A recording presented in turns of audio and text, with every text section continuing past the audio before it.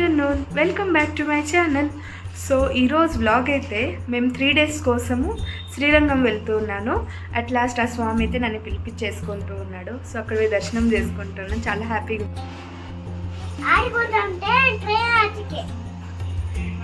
అవునా, అదేం చేతిలో టిఫనా? ఈరోజు మనం భూలోకం వైకుంఠంగా పిలుచుకునే శ్రీరంగం రంగనాథ స్వామి ఆలయాన్ని దర్శించుకుందాం.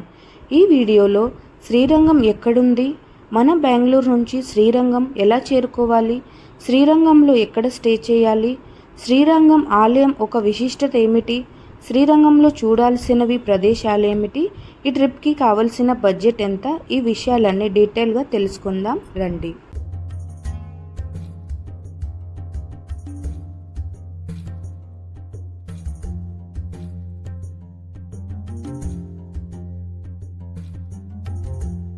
అయితే మేము బెంగళూరు నుంచి శ్రీరంగం వెళ్తున్నాము.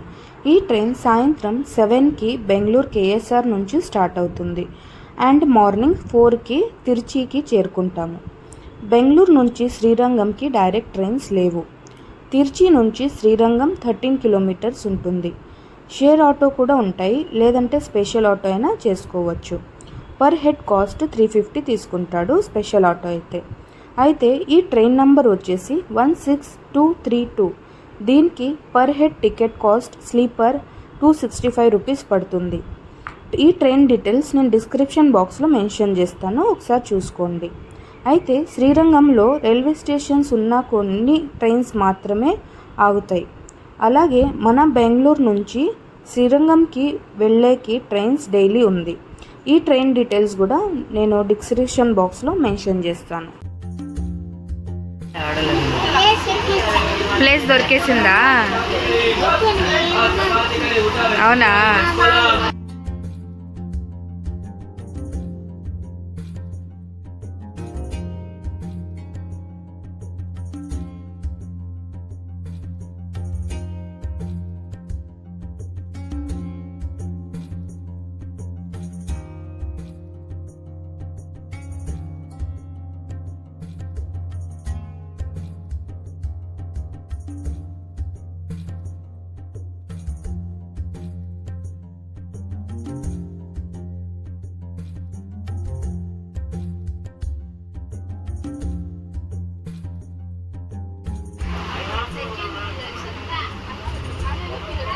నైట్ 9:30 అవుతుంది అండ్ ఇప్పుడు నేనైతే టీ కోసం వెయిట్ చేస్తాను, కానీ టీ దొరకలేదు. సో అందుకు ఇప్పుడు పడుకునేస్తున్నాను. Good night.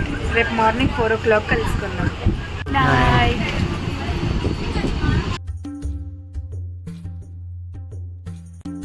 Good morning. తిరుచికి అయితే చేరుకున్నాము. 4 o'clock అవుతుంది. సో ఇప్పుడు టీ తాగేసి శ్రీరంగంకి అయితే బయలుదేరుతాము.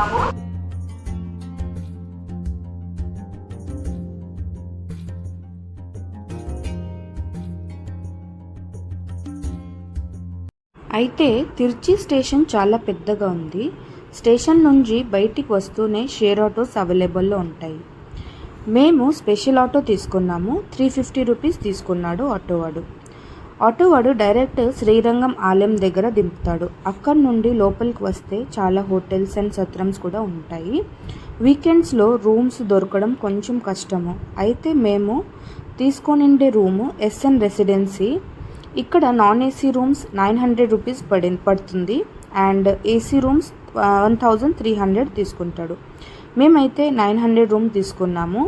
ఈ రేట్కి అయితే ఇంకా మంచివే రూమ్స్ దొరుకుతాయి, కానీ ఒక సీన్ గురించి నేను ఈ రూమ్ సెలెక్ట్ చేశాను, అది నేను చూపిస్తాను మీకు.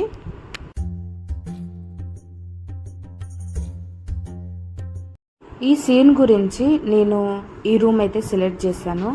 చాలా బాగుంది కదా, అండ్ ఆ సన్ రేజ్ డైరెక్ట్ మన రూమ్లోకి వస్తుంది.